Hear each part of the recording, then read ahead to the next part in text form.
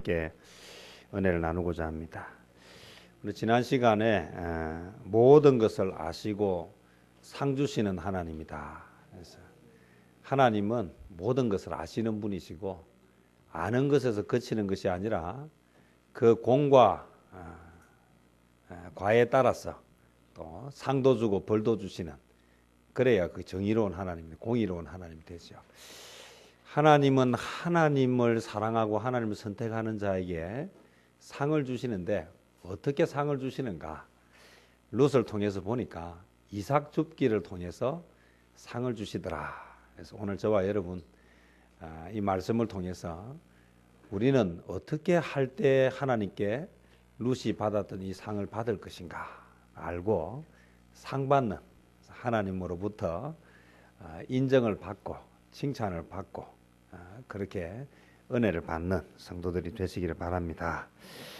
여기서 우리가 이삭 줍기라고 하는 게 어떤 일인가라고 하는 것을 조금 살펴보면요, 이삭 줍기는 하나님께서 힘없고 가난한 사람들을 위해서 최소한의 안전장치로 마련한 것입니다. 다시 이야기하면 힘있고 능력 있는 사람들은 뭐 자기 힘과 능력을 가지고 일해서 정당하게 벌어서 그렇게 살면 되는데, 어느 사회든지 사회적 강자가 있으면 사회적 약자가 있어요. 본래 하나님이 만드신 사람, 본래 하나님이 만드신 세상, 그런 세상이 아니었는데 범죄함으로 인해서 이 세상이 바뀌어져 버렸어요. 그래서 지금은 수고의 땀을 흘리고 열심히 해도 쉽게 결과가 잘 나오지 않는 그런 세상이 되었어요. 그래서 오늘 우리가 이 세상을 살면서 왜 내가 열심히 정직하게 하는데 안 되고, 저 사람은 속이고 사기치고 대충대충 하는데 잘 되고 세상이 왜 이렇습니까? 라고 안타까워서 하소연하기도 하는데, 그것은 하나님이 불의해서 하나님이 몰라서 그런 것이 아니라 그것은 다 인간이 만든 죄의 결과물이다. 그래서 우리가 그러면 이 세상을 원망하면서 살 것이 아니라 그런 가운데에서도 하나님이 은혜를 주셨어요. 그럼 우리가 그 은혜를 잘 찾아서 갈 필요가 있다. 입시 이제 닥쳐서 준비하고 있는 우리 교회에 있어서 장로님 기도도 하셨지만 우리 뭐 늘 같이 기도하고 있지 않습니까? 근데 입시 제도가 마음에 안 든다고 막 그렇게 데모한다고 달라지는 것이 없지 않습니까? 마음에 안 드는 것은 마음에 안 드는 것이고 입시는 어떻게 해야 됩니까? 또 해야 되는 것이잖아요. 그래서 세상이 마음에 안 든다, 마음에 안 든다고 막 항변만 하고 세월을 보내기에는 이 시대가 너무 어렵고 힘들다. 중요한 것은요, 그럼에도 불구하고 그 가운데에 하나님이 은혜를 베풀어 주셨어요. 그것이 무엇인가 하면 이삭 줍기예요.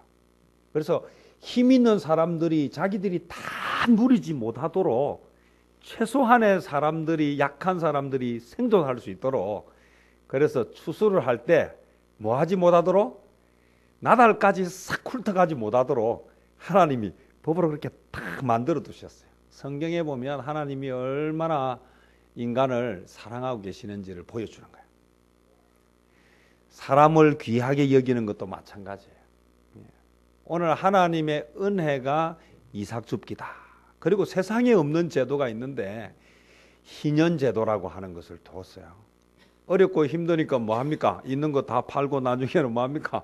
자식도 팔고 뭐 나도 팔고 그렇게 갔다가, 그런데 시간이 딱 되어서 안식년 7번째 때는 49년이 지난 50년이 되면 희년이라서 다 돌려주도록 만드는 이런 놀라운 하나님의 은혜. 사실 이런 하나님의 은혜가 이 성경에 나와 있는데, 이것을 보다가 나온 것이 뭐 공산주의가 되고 뭐 사회주의가 되고 여러 가지들이 나왔습니다. 인간은 선하지 못해요. 인간은 죄성을 가지고 있기 때문에 상황이 되면 악해지고, 상황이 되면 욕심이 생기고, 상황이 되면 변하고 막 그래요. 좋게 변하기보다는 나쁘게 변하기가 훨씬 쉽고, 우리 아이들 보고 거짓말 하라고 한 번도 가르친 적이 없는데 아이들은 본능적으로 거짓말하고, 커서도 어떻게 합니까? 자식 보고 거짓말 하지 말라고 말하면서 그 부모는 어떻게 하고 삽니까? 거짓말하면서 살고. 이게 참, 이게 세상이에요. 제가 오늘 말씀드리고 싶은 것은요, 이 이삭줍기라고 하는 것은 하나님이 죄성을 가진 인간을 향해서 주신 특별한 하나님의 은혜인데, 문제는 이 일이 그렇게 자랑스럽거나 그렇게 뭐 내세울 만한 것이 아니라는 거예요. 생각해 봅시다. 지금 먹을 것이 없어 배고픈 사람들이 자기가 조금만 기동할 수 있으면 가서 뭐 할 수 있습니까? 줄 서서 밥을 먹을 수 있는 데가 있어요. 이전에는 밥 달라고 동냥하는 그런 사람들이 있었지만 지금은 그렇게 하지 않습니다. 정말 배가 고프면 뭐 하면 됩니까? 끼니 때마다 밥 주는 데가 있어요. 가서 밥 먹으면 돼요. 거기서 뭐 돈을 내라고 하거나 거기에 무슨 수고를 요구하지 않아요. 그냥 줄만 서면 먹을 수 있어요. 그런데 그 일이 자랑스러운 일은 아니잖아요. 그 일이 누군가에게 막 내세울 만한 일은 아니에요. 그러나 적어도 그 일은 힘이 없는, 능력이 없는 그런 약한 사람들에게는 생명을 유지할 수 있는 최소한의 안전장치다. 이삭줍기라고 하는 것은 자랑스러운 일이 아닌데, 문제는요, 약한 사람들은 그렇게라도 생존하면서 힘을 얻어서 다시 시작할 수 있는 그 마지막 보루가 되었어요. 제가 말씀드리고 싶은 것은요, 하나님이 룻을 통해서 복을 주셨는데 무엇을 통해 주셨느냐 하면 이삭줍기라고 하는, 사람들이 그다지 그렇게 부러워하고 그다지 그렇게 자랑할 만한 것이 아닌 그 일을 통해서 하나님 복을 주셨어요. 오늘 이것을 우리가 잘 기억하고 잘 깨닫는다면 오늘 우리에게 큰 은혜가 있을 것입니다. 직업에는 귀천이 없다, 이렇게 말하고 이렇게 가르치면도 불구하고 우리 머릿속에는 확실하게 박혀 있는 게 뭐가 있습니까? 직업에 뭐가 있다? 귀천이 있다. 오늘 이것이 우리 안에 있는 죄성이 가지고 있는 아주 심각한 병이에요.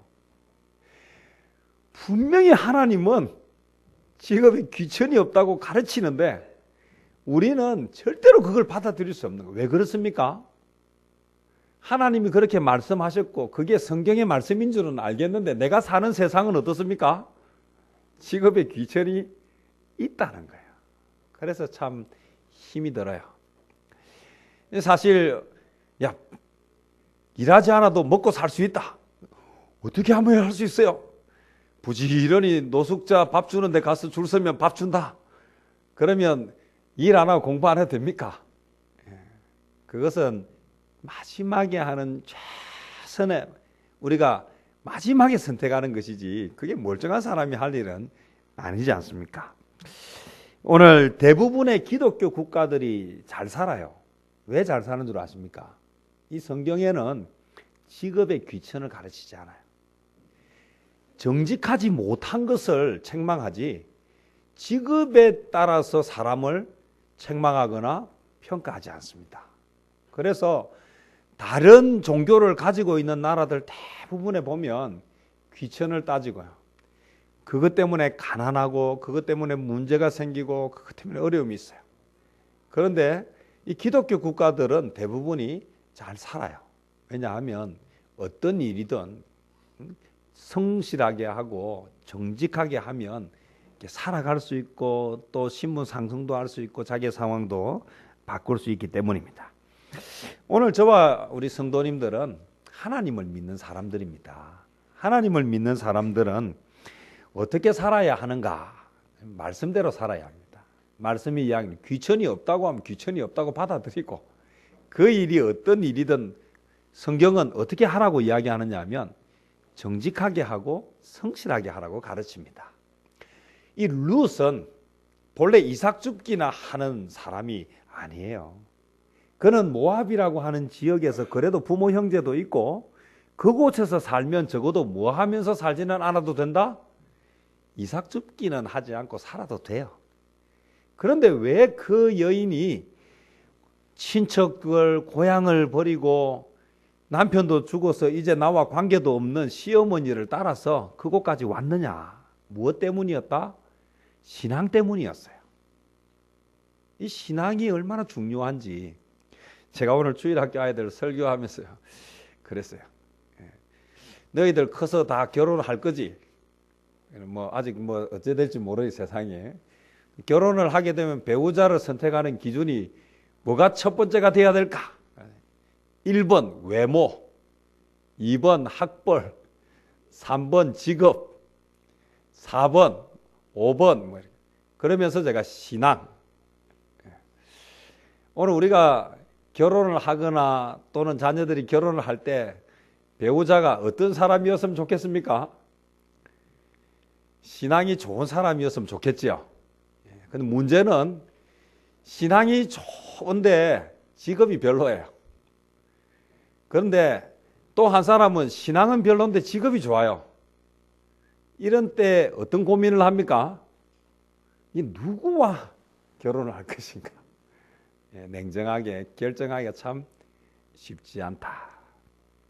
쉽지 않은 것이지만 답이 없는 것은 아니지요. 오늘 룻처럼 살기가 쉽지 않습니다. 그러나 답이 없는 것은 아니에요. 오늘 우리가 성경을 읽고 말씀을 듣는 이유는 쉬운 일이냐 쉽지 않은 일이냐에 대해서 판단하려는 게 아니라 어떤 선택을 하며 살 것인가, 그 기준을 나도 아니고 성도님들도 아니고 사회도 아니고 주변이 아니라 무엇을 따라서? 말씀을 따라서 결정해야 돼요. 그래서 오늘 저도 제 생각을 이야기하면 안 되고 말씀을 이야기해야 되고, 여러분도 제 이야기이기 때문에 받고 거부할 내용이 아니라 말씀이냐 아니냐를 판단해서, 베레아 성도들처럼 정말 저것이 하나님의 말씀인가 이렇게 뭐 해야 됩니까? 깊이 묵상하고 상고해서 하나님의 말씀이면 누가 말을 하든지 관계없이 아멘으로 받고 순종하는 그런 자세가 되어야 한다. 오늘 룻은 부모를 떠나서 고향을 떠나서 시어머니를 따라서 왔는데 이미 알고 있었어요. 거기 가면 뭐가 기다리고 있다? 부귀영화가 아니라 고생만 기다리고 있다는 것을 알았어요. 그럼에도 불구하고 시어머니를 따라온 것은 시어머니가 믿는 하나님 때문에 왔고, 비록 내가 고생이 되고 힘이 들어도 내가 하나님을 따라서 살아야 되겠다. 죽기 전에는 내가 어머니를 떠나지 않겠다라고 왔다. 삶이 고달파요. 뭐 가진 건 아무것도 없고 할 수 있는 것은 그래도 하나님이 베풀어 주신 그 최소한의 그 약자를 위해서 만들어 두신 이삭 줍기가 있었고, 그나마 다행스러운 것은 그때가 언제였다? 이삭 줍기를 추수 때를 시작하는 시점이었다. 감사하고 이거라도 할 수 있는 것이, 만약에 추수가 끝났을 때 왔으면 어떻게 하겠습니까? 그것도 없겠지요. 이 룻은요, 이삭 줍기가 시작되었다는 것에 대해서 너무 감사하고, 사람들이 뭐라고 하든지 말든지 저 여자는 여기 도대체 왜 왔을까? 뭐 해먹을 거, 얻어먹을 거 있다고 여기까지 왔을까? 도대체 무슨 생각일까? 사람들이 이상한 눈빛으로 보고 또는 놀리기도 하고 비웃기도 하고 그런 상황 가운데에서도 이 룻은 꿋꿋하게 이삭 줍기를 했다. 어느 정도 했느냐 하면 열심히 했어요. 집에 잠깐 다니러 오는 것 외에는 성실하게 했어요. 그래서 그것을 하나님이 아시고 그 소문이 또 사람들의 입에 입을 타서 누구에게 귀에까지 들렸습니까? 보아스에게까지 들렸다. 그래서 오늘 우리가 지난 시간에 읽었지만요. 그래서 보아스가 그 이야기를 듣고 도대체 모압에서 온 여자가 시어머니를 복양하기 위해서 그렇게 열심히 그렇게 성실하게 하는 것을 듣고는 나도 뭔가 이 여자에게 도움을 줘야 되겠다. 그래서 놀라운 이야기를 하지 않습니까? 어떤 이야기를 합니까? 소년들에게 이야기합니다. 명령을 했어요. 룻이 이삭을 주울 때에 뭐 하지 말라? 책망하지 말아라. 책망하지 말라는 정도에서 그치지 않고 뭐라고 이야기하는가 하면 추수를 할 때 떨어지는 이상만 남겨두는 것이 아니라 일부러 그 볕단 속에서 벼가 많이 달려있는 것도 적당히 뭐해라? 떨어뜨려줘라. 이것이 하나님이 주신 은혜입니다. 오늘 저와 여러분 하나님을 믿고 하나님을 선택하고 남들이 하찮게 생각하고 남들이 부끄럽게 생각하는 일이지만 하나님을 믿고 성실하게 최선을 다할 때에 그것은 누구를 감동시킵니까? 다른 사람을 감동시켜요. 하나님이 그런 사람들의 마음을 움직였어. 은혜를 베푸는. 어느 정도 놀라운 은혜를 베풀었느냐 하면 오늘 우리가 읽은 17절 말씀에 보면 이렇게 나옵니다. 룻이 밭에서 저녁까지 주었다. 그러면 빠져있지만 언제부터 시작했겠습니까? 저녁부터 저녁까지 주었겠습니까? 오후부터 저녁까지 주었겠습니까? 이거는 뭐 볼 필요도 없죠. 아침부터 저녁까지 주었겠죠. 그런데 그 주운 것을 떠니 보리가 얼마였다? 한 에바쯤 되더라. 문제는요, 이 에바라고 하는 게 얼마인지 감이 안 오시잖아요. 그 감동이 안 와요. 그래서 제가 설명을 하면 에바의 양이 얼마인지를 정확하게 하려면 에바는 얼마냐 하면 15멜이에요. 15멜. 그럼 오멜은 또 얼마인지 모르시죠? 오멜은 어떻게 알 수 있느냐 하면 이스라엘 백성들이 출애굽해가지고 그래서 광야에서 먹을 것이 없어서 여기서 굶어 죽는구나. 애굽에서 차라리 종살이 할 때는 그래도 굶어 죽지는 않았는데 막 원망하니까 하나님이 광야에서 뭘 주셨습니까? 만나를 막 수백만 명이 먹을 수 있는 만나를요 조금 준 게 아니라요. 땅에서 막 올라오도록 소복이 쌓아줬는데 그때 모세를 통해서 하신 말씀이 뭐냐 하면 너희는 나가서 뭐하라? 한 오멜씩을 가져오라 그랬어. 하루에 한 번 한 오멜을 가져오라는 말은 곧 한 오멜이 한 사람이 뭐 하는 양이다? 예, 하루를 먹을 수 있는 양이에요. 하루를 생활할 수 있는 양. 그런데 한 에바가 몇 오멜이라 했습니까? 15멜이면 이 여자가 주운 게 지금 얼마치라는 얘기입니까? 열흘치를 주었다는 거예요. 이건요 농사 실컷 해가지고 팔아서 벗어내는 것보다 주워가지고 온 게 훨씬 많았다는 거예요. 예를 들었어요. 추수를 2달이라고 보면요. 하루에 열흘치 2달을 벌면 얼마를 먹을 수 있습니까? 10달을 먹을 수 있는 10달. 1년치를 먹을 수 있는 엄청난 양을 거둘 수 있도록 했다. 뭐 할 때요? 나에게 주어진 그 일이 이삭 줍기 같은 하잘것없고 보잘것없고 남들은 무시하는 그 일일지라도 내가 그 일을 하나님 앞에서 성실하게 정직하게 했더니 하나님이 그것을 다 아시고 상을 주시는데 뭐 하도록? 보리를 추수할 때 그냥 전적으로 집중할 수 있도록 만들어 줄 뿐 아니라 멀쩡한 뭐도요? 보리 나락조차도 떨어뜨려 줬어. 그렇게 아침부터 저녁까지 주었더니 열흘치 분량을 거두게 하셨다. 오늘 저와 여러분, 내가 애를 쓰면 열흘치를 주울 수 없어요. 그런데 내가 정직하게 성실하게 해서 하나님이 그게 은혜를 부어주시면 상상할 수 없는 놀라운 일들이 일어난다는 거예요. 오늘 내가 어떤 일이든지 사람들이 뭐라고 하든지 그런 것에 연연하지 말고 지금 나에게 주어진 일, 지금 나에게 주어진 자리에서 살아계신 하나님, 모든 것을 아시는 하나님, 상을 주시는 하나님을 믿고 정직하게 성실하게. 룻이 이걸 기대했겠습니까? 그래서 기대하지 않았어요. 그저 보리 이삭을 주울 수 있는, 이삭 주울 수 있는 그것만으로 감사했고 그 기회를 성실하게 했더니 그걸 다 보시고 아시는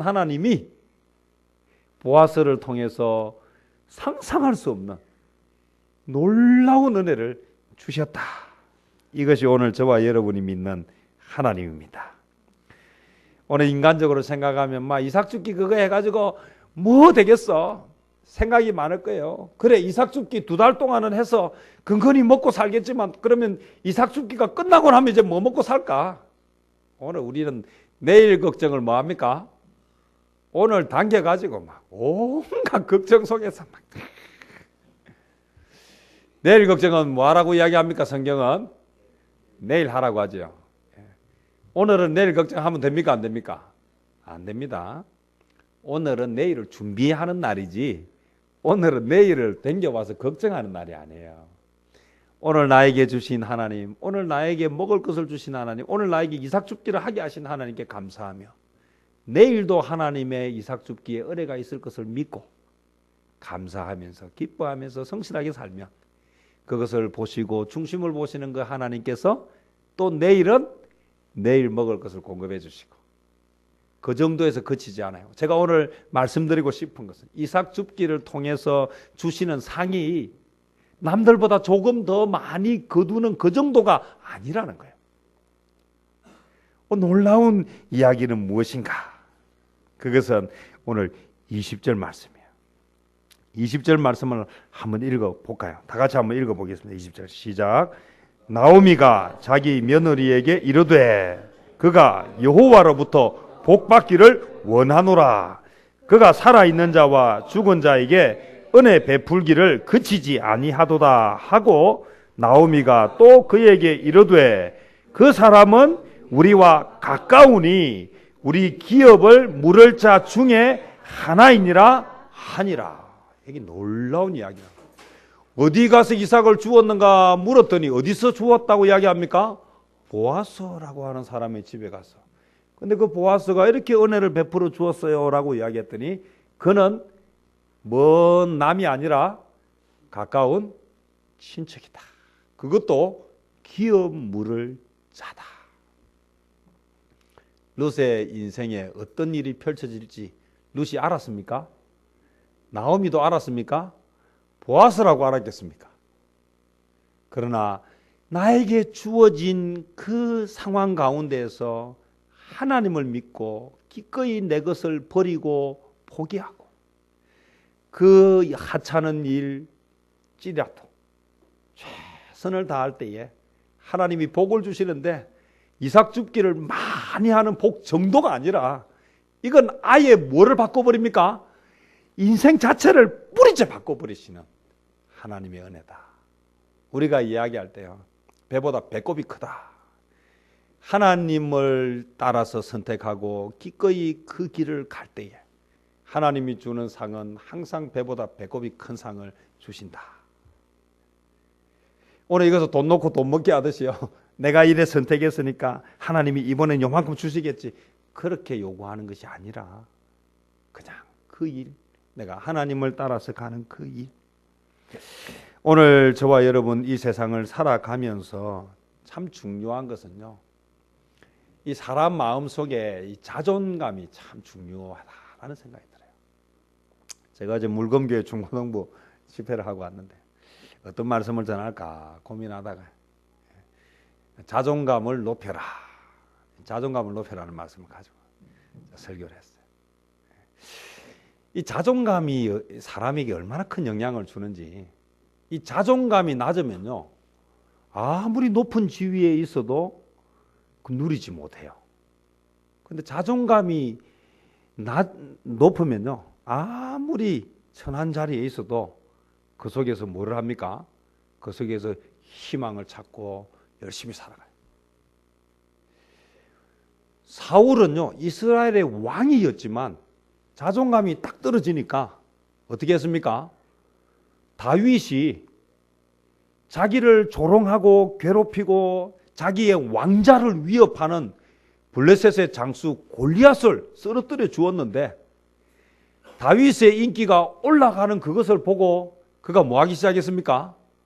질투하기 시작하고 그 꼴을 못 봐가지고. 자존감이 낮은 사람은요, 나보다 잘하는 사람이 있거나 나보다 인기가 있는 사람이 있으면 견디지를 못해요. 근데 자존감이 높은 사람은요, 그런 사람이 있으면 뭐합니까? 귀하게 여기고 그 사람을 더 존중하고. 그래서 자존감이 낮은 사람은요, 아부하는 사람을 자꾸 가까이 둡니다. 그럼 자존감이 높은 사람은요, 아부하는 사람을 가까이 두는 게 아니라 정직하고 성실한 사람을 가까이 둬요. 오늘 이것이 인생 자체를 완전히 바꿔버립니다.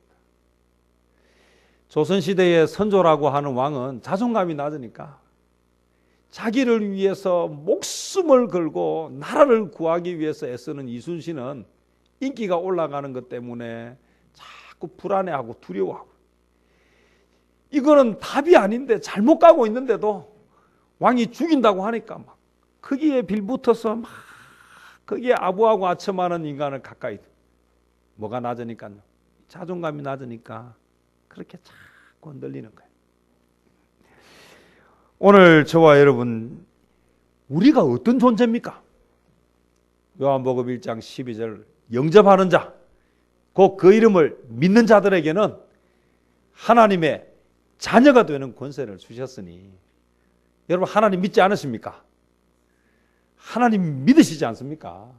우리가 누굽니까? 하나님의 자녀 아닙니까? 천지 만물을 창조하시고 다스리는 분이 누구십니까? 하나님 아닙니까? 하나님이 우리 아버지 아닙니까? 내가 하는 일이 천하다고 해서, 물론 천하다는 말 자체가 잘못된 거예요. 우리가 하는 일이 사람들이 인정하지 않는 일이라고 해서 내가 천한 사람이 아니에요. 이삭 줍기가 어땠어요? 오늘 내가 나에게 주어진 자리에서 최선을 다하고 살면 그것이 뭐 그렇게 우리로 힘들게 하는지. 오늘 저와 여러분, 우리는 하나님의 자녀입니다. 그 긍지와 자부심을 가지고 내가 하는 일에 열심을 다했습니다. 우리나라 청소년들이 자살률이 1위예요. 제가 청소년 자존감을 높여라. 너희들은 하나님의 자녀다. 공부를 못해도 하나님의 자녀고, 공부를 잘해도 하나님의 자녀고, 운동을 잘하고 운동을 못해도 하나님의 자녀고, 잘생기고 예뻐도 하나님의 자녀고, 못생겨도 하나님의 자녀고, 뚱뚱해도 하나님의 자녀고, 날씬해도 하나님의 자녀고, 키가 커도 하나님의 자녀고, 키가 작아도 하나님의 자녀다. 그것 때문에 스스로를 작게 여기지 마라. 제가 비전 리더 일을 하면서 저하고 동역하는 분들이 다 저보다 공부를 잘합니다. 저보다 다 공부를 잘해요. 학교 다닐 때도 공부를 잘했고. 제가 우리 동기들 중에서 제가 뒤에서 1등으로 졸업을 했어요. 저는 그런 것 때문에 열등감을 갖지 않습니다. 왜 그래야 합니까? 그냥 각자 자기에게 뭐 주신 은사대로 살면 돼요. 그렇게 하면 자신감도 생기고, 그렇게 하다 보면 뭐합니까? 또 다른 일들이 벌어져요. 놀라운 일들이 생깁니다. 시험을 치면 합격하면 좋겠지만 합격하지 못할 수도 있잖아요. 사업을 하면 성공하고 돈을 잘 벌면 좋겠지만 그렇지 못할 수도 있잖아요. 오늘 우리가 인생을 살아가면서 여러 가지 문제들이 있습니다. 그러나 내 자존감이 높으면 그것 때문에 기가 죽지 않아요. 오늘 저와 여러분, 우리가 누굽니까? 하나님의 자녀 아닙니까? 룻이 생각해 볼 때요, 이제 누가 됐습니까? 비록 이삭 줍기를 하는 사람은 됐지만, 고향에 있었으면 지금보다는 잘 먹고 잘 살았겠지만, 이제는 내가 하나님의 백성이 됐는데, 굶어 죽지 않도록 하나님께서 이렇게 이삭 줍기를 할 수 있는 은혜를 주신 하나님께 감사하면서 열심히 했더니 하나님이 은혜를 주시고 상을 주셔서 더 나은 인생으로, 그가 상상도 하지 못했던, 그 누구도 알지 못했던 그 엄청난 하나님의 축복이 기다리고 있었다는 것입니다. 오늘 저와 여러분 인생을 살면서, 이 땅에 살면서 좀 더 좋은 집, 좀 더 좋은 옷, 좀 더 좋은 차를 타고 좀 더 하면 좋겠지만, 오늘 이 세상 잠깐 삽니다. 제가 누누이 말씀드리지만요, 길어도 200년 아닙니까? 요새는 이제 길어도 200년입니다. 기껏 살아야 200년밖에 못 살아요. 그 200년 사는 동안에 좀 못 살아도요, 영원토록 제대로 살 수 있는 하나님의 자녀가 되셨습니다. 오늘 저와 여러분 그런 존재입니다. 입고 입는 옷이 그리 좋은 옷이 아니어도, 신고 있는 신이 그리 좋은 신이 아니어도, 타고 다니는 차가 그리 좋은 차가 아니어도, 오늘 살고 있는 집이 그리 좋은 집이 아니어도 우리가 결코 자존감이 낮아질 필요가 없어요. 우리는 하나님의 자녀고 영원토록 누릴, 세상 사람들은 감히 상상도 할 수 없는 그런 축복을 이미 받은 자들입니다. 그리고 오늘 우리에게 주어진 이 일, 이삭줍기라도 열심히 하면요, 그것을 사람들이 봅니다. 그리고 제대로 된 사람들은 그런 사람들을 뭐합니까? 들어서 씁니다. 오늘 저와 여러분 어디에 있든지 감사하면서 최선을 다해서 그렇게 하나님의 자녀답게, 대신에 정직하게 성실하게 사는 저와 여러분 되시기를 바랍니다. 어떤 결정을 할 때 현실적인 것을 따라서 결정하지 말고, 힘이 들고 좀 어려워도 손해가 되어도 말씀을 따라서 결정하고, 하나님이 기뻐하시는 것을 생각하고 결정한다면 잠깐은 아닐지라도, 어쩌면 좀 긴 시간이 될지 몰라도 반드시 하나님께서 상을 주신다. 오늘 저와 여러분의 이삭줍기, 사람들이 그걸 하찮게 생각하고 그것에 대해서 또 조롱하는 사람들이 있을지 몰라도 그런 것 때문에 기죽지 마시고 하나님의 자녀답게 자존감을 가지고 감사하면서 기뻐하면서 열심히 사는 저와 여러분 되시기를 바랍니다. 하나님께서 놀라운 복을 주실 것입니다. 기도하겠습니다. 사랑과 은혜가 풍성하신 아버지 하나님 감사합니다. 오늘도 저희들 주님 전에 불러주셔서 이렇게 복되고 거룩한 주님의 전에서